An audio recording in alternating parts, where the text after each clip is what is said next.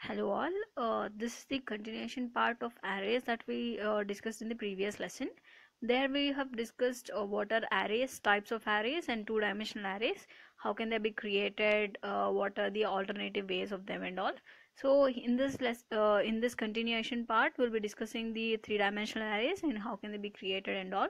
So we consider three-dimensional arrays as a combination of several two-dimensional arrays. Like if I join two-dimensional arrays, then that can become a three-dimensional arrays, or simply like having a number of rows and columns will let us understand that it is a three-dimensional arrays. Okay, this is mainly used for handling group of elements belonging to another group. Like for example, I have integer as group of elements and another group of elements as part of integers, and then these both I can handle with the help of only one array, that is three-dimensional arrays. Okay, let us consider a simple example. Like let us take three departments: electronic department, computer department and civil department. Here our task is to take all the marks of the students of all these three departments and then put them at one place. Okay, now when I take marks of electronic department students, I'm considering only two students here. Any number of students can be considered, like 100 and plus. Here also I'm taking two students, and here as well I I took marks of student 1 in 3 subjects and marks of student 2 in 3 subjects in all the departments.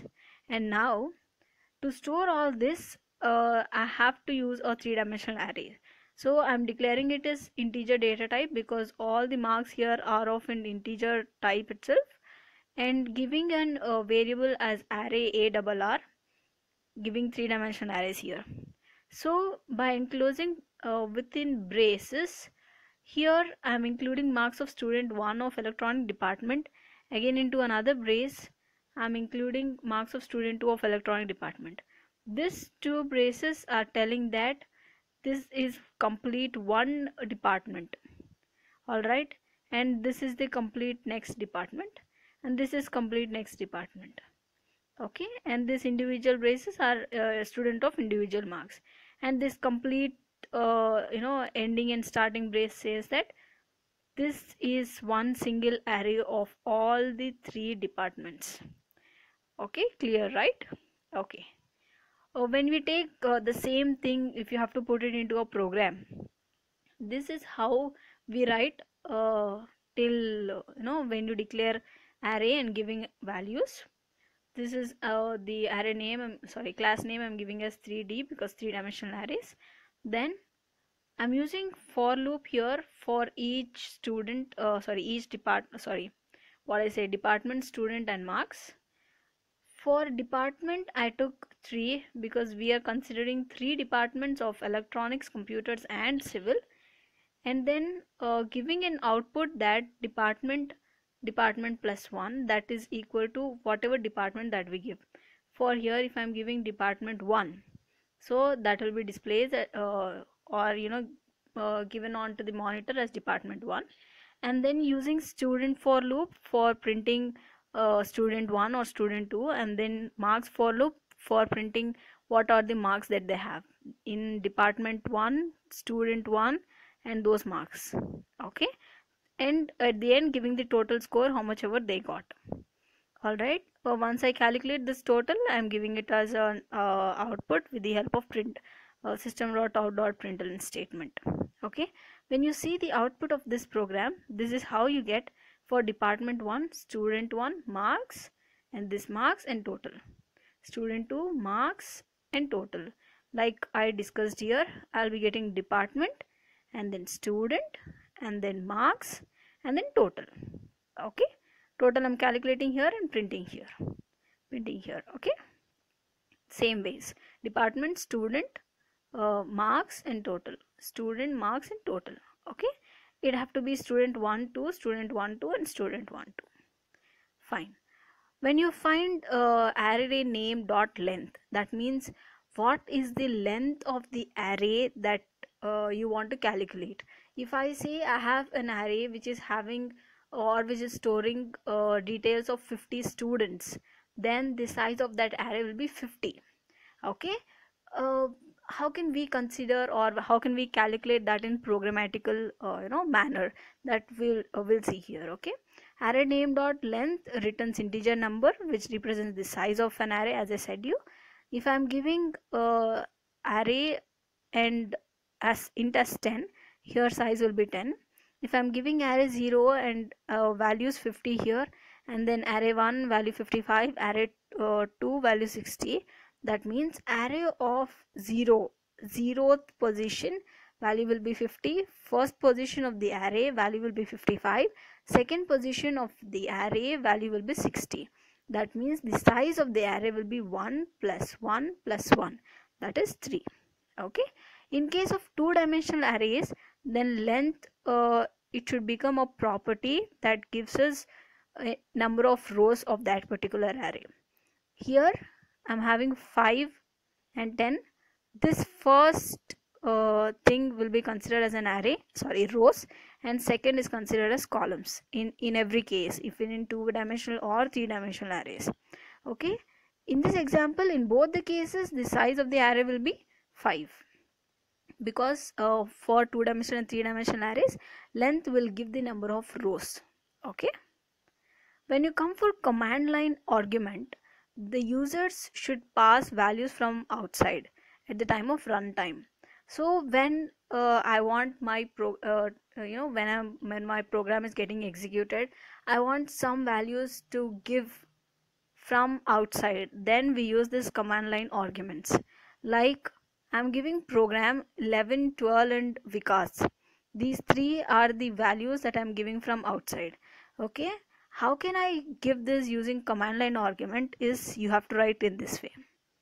When you write like this will be considering as the 0th position of an array, and this will be as 1st position of an array, this is the 2nd position of an array. This complete thing is called as command line argument. Alright, fine.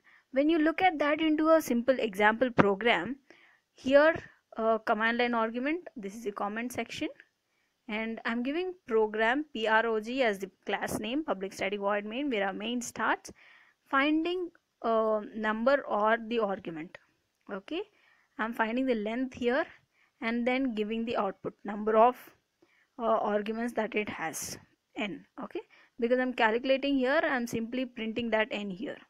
Once that is done, system.out.println, the arguments are displayed, and using a for loop I want to display all the arguments that it has. For example, I have 3 arguments here.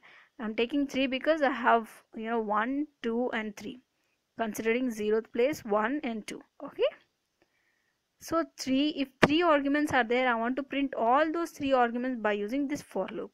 Okay, I print this array of I. So here output will be number of arguments 3, and the arguments are like that I gave here, 11, 22 and Vikas. Okay.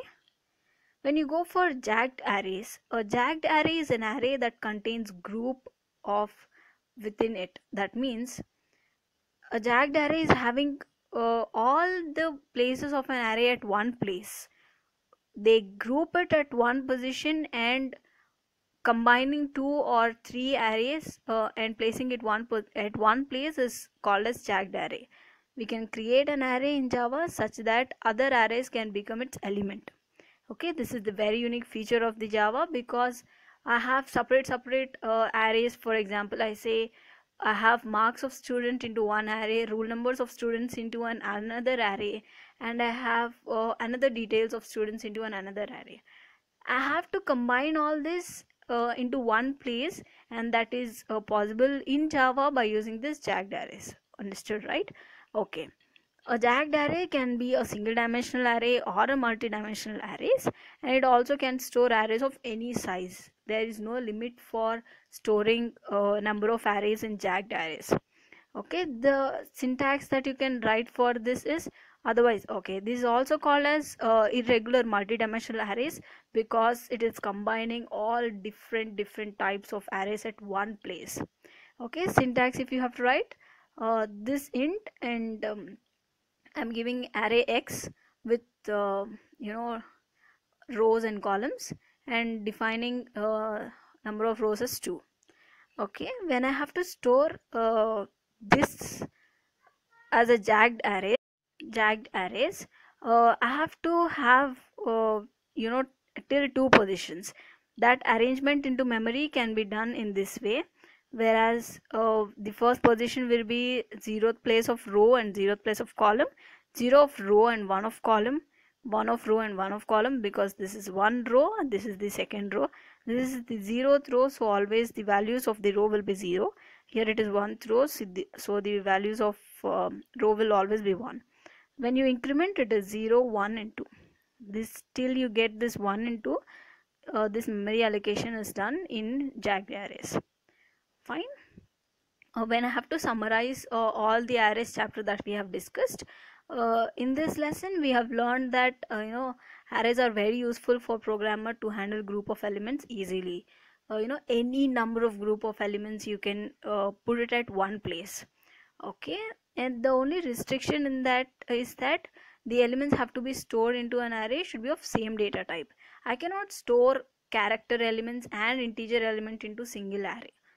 This is the only one restriction that we have on arrays, but still they have so much of advantage of storing any number of details at one position.